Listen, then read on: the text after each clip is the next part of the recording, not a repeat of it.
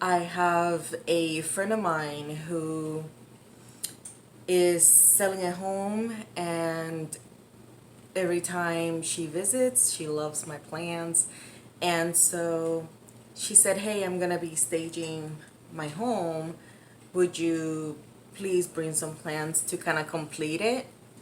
And I thought it was like an excellent idea because I'm always looking for I'm a firm believer in not putting all your eggs in one basket, especially because I've been a single parent for maybe 14 years. So to me, I see the importance of having that normal, 9 to 5, and also find extra ways of making money. So I will be bringing some, just a few plants at first, just to kind of have a feel for the place. And then once she has a stage, I'll be bringing more. So I'm gonna just show clips of when I take the few, but I'm not gonna take shots of once it's staged because I want to respect her privacy during her process, but I do think that it would be a really good learning experience for me to see if in the future is something that I want to do to earn, some extra income.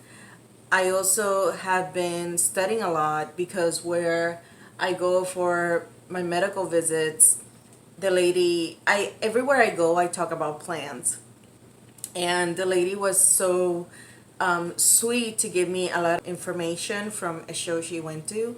So I have learned tons of things because of her. And so I kind of wanted to share that with you guys in case you guys didn't know these things about gardening, because I surely don't.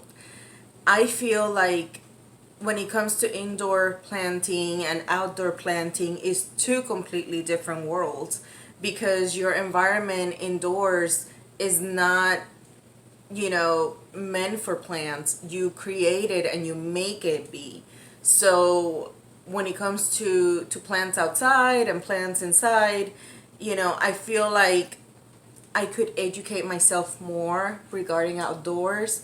And because my fiance Phil and I are planning to get a place together, because my place is honestly too small. We outgrew it. I ended up getting it when the kids were very little. And so we want to get something bigger together, with a good office space and a place for company, when family stays and whatnot. And I want to make sure that I educate myself on the outside part of things too. Even though during the summer, I gladly let plants die outside. And that's what I'm trying to avoid, because in 105-degree weather, when it's extremely humid, you're asking for trouble. It's exhausting. It makes me tired for days. I just don't like doing outside work. But with the things that I educated myself on, which I'm going to share with you guys, it's like a game changer.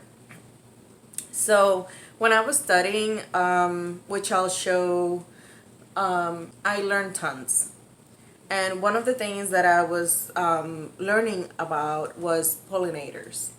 So, and I have my little notes because, I forget. So I didn't know that 3/4 of the world's flowering plants depend on them, on the pollinators, to reproduce. I didn't know that. Um, I tend to get plants from all over the world, but there's such an importance on native plants, and that's what I'm touching on today. So I also didn't know that one of 3 bites of food that we eat exists due to them, to the pollinators. So that's huge. If 3 bites of food do that, believe me, like that's huge. And that just tells me automatically I want to protect the pollinators. So how can I make that happen? How can I assist? Because even though I do see pollinators in my yard, I think there could be more, and I don't want to go to a butterfly garden to be able to see that. So I was reading to see why I don't have, pollinators really in my area.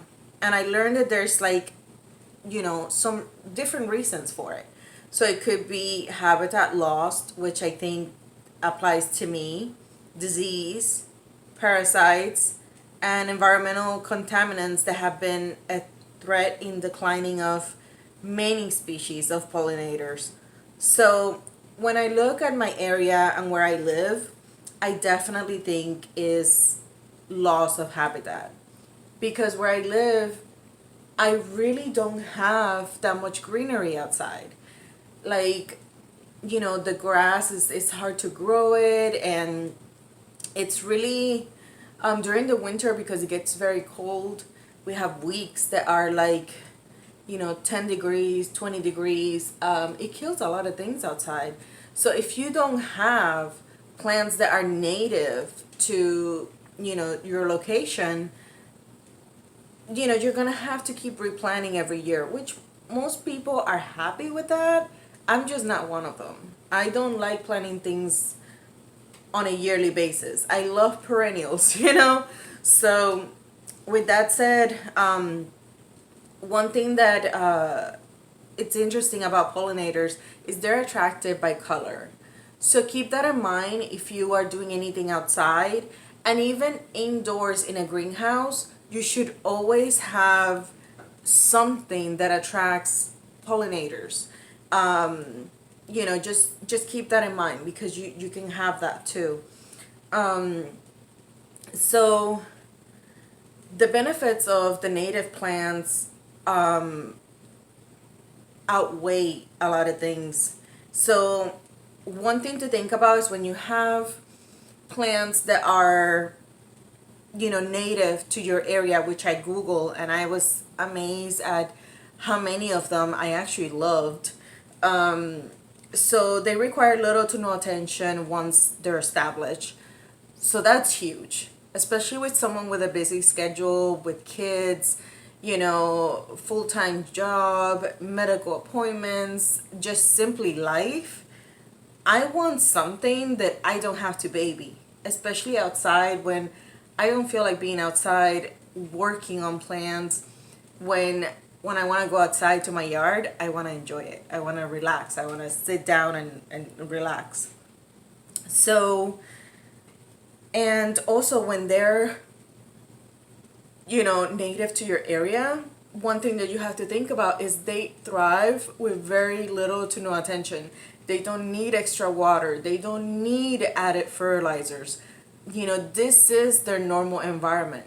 They're hardier because of it. So keep that in mind when you're looking for plants for your outdoors that you don't want to be struggling with. And I also learned that they will not need pesticides to cope with like the typical insect pest, because that's the reason why they're native to it. They grow, they're healthier, they're not gonna attract that kind of stuff. So to me that was huge, because there's plants that I planted outdoors that brought so many pests and infected my other plants, and I couldn't understand why that was happening, because there was at first there was pollinators out there and whatever, but because a lot of pests came and they killed what I had, and I had to spray poison and all these different things, it was just a nightmare. So to me, learning all these things is extremely helpful, because now I have to start from scratch.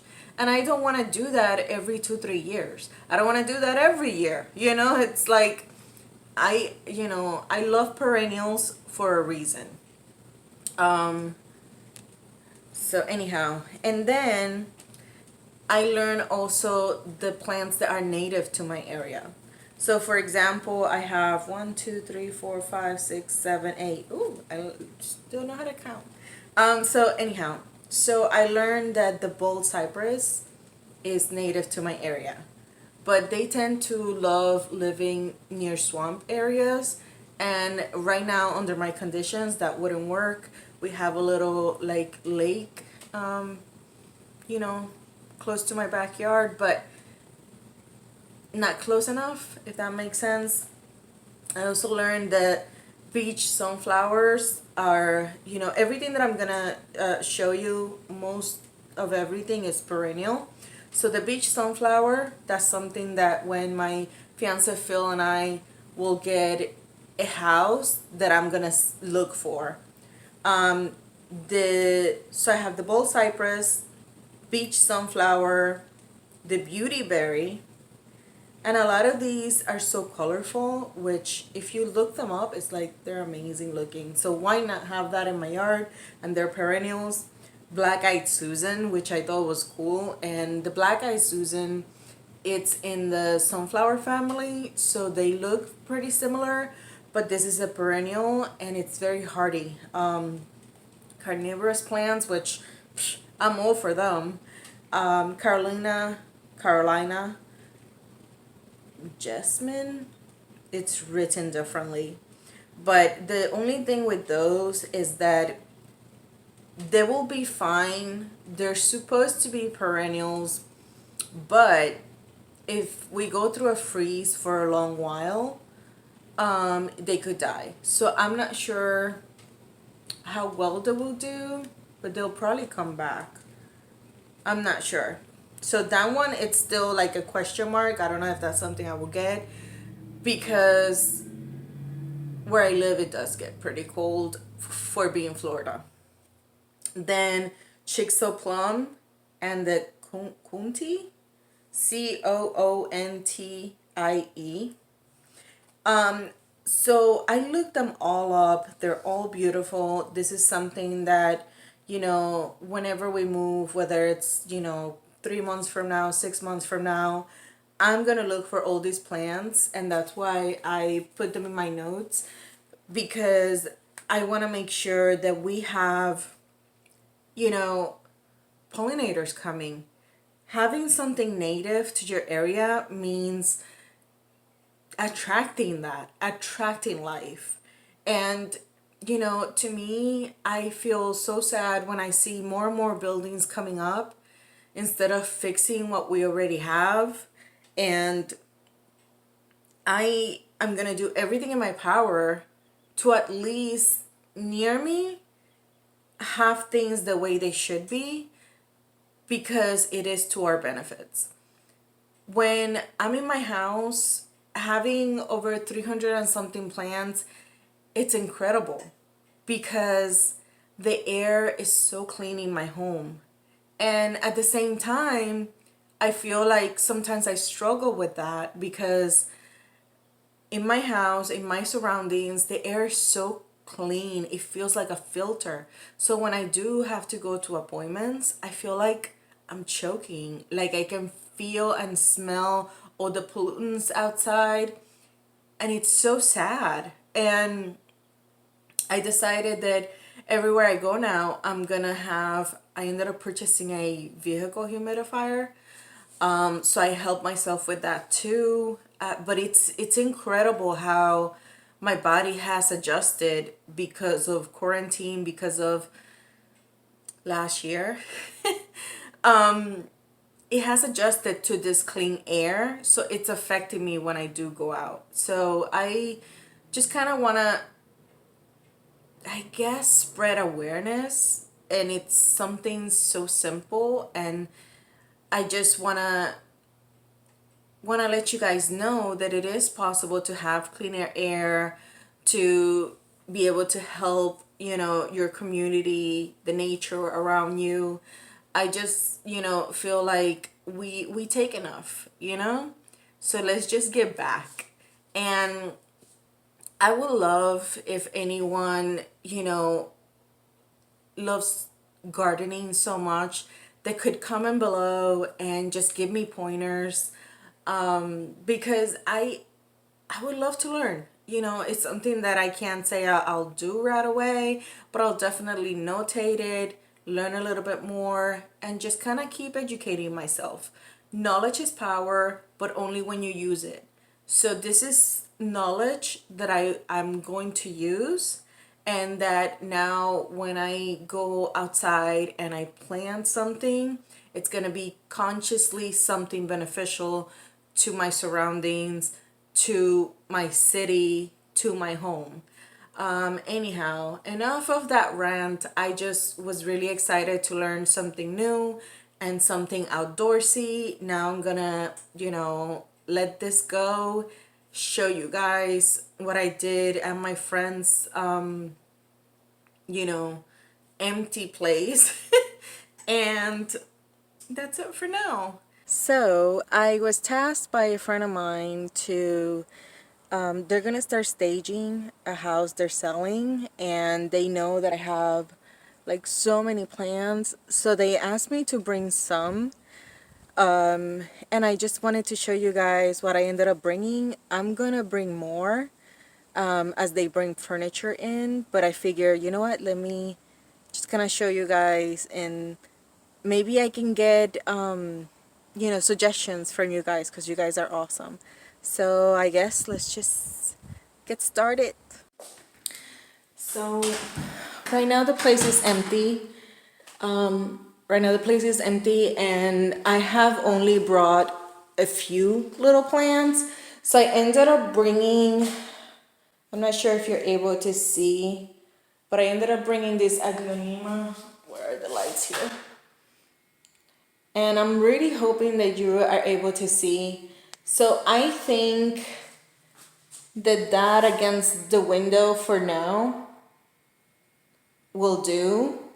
And then in the windowsill, I only brought this two, this philodendron burl marks and this sansevieria. And then I'm going to show you what I have in the bathroom. But right now it's not that many, and once they bring the furniture in, I think I'm going to bring about another 15 plants maybe. So we'll see.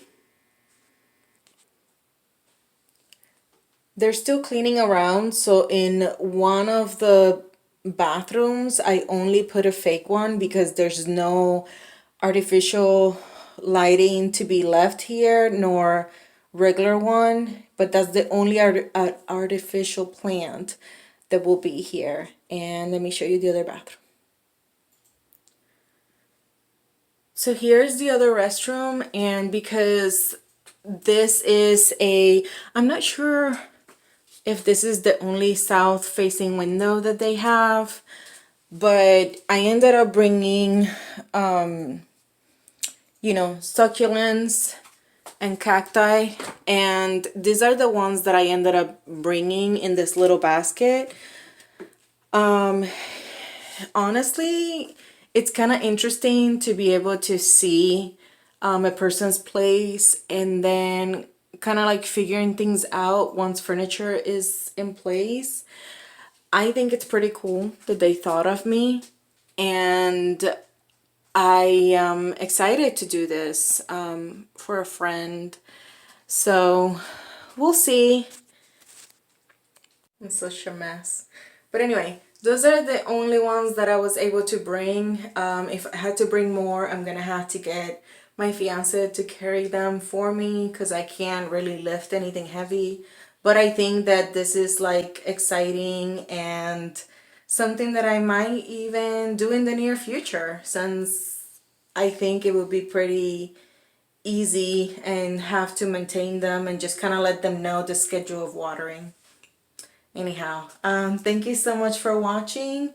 Don't forget to comment, like, and subscribe, and until next time, bye.